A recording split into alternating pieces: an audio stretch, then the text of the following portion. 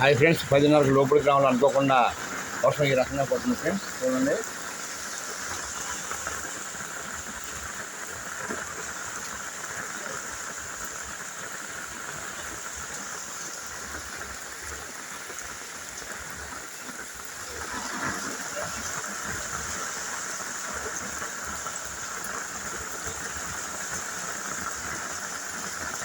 అనుకోకుండా వచ్చిందండి వర్షం. 10:30కి లోపలి గ్రామంలో అనుకోకుండా బాగానే పడుతుంది.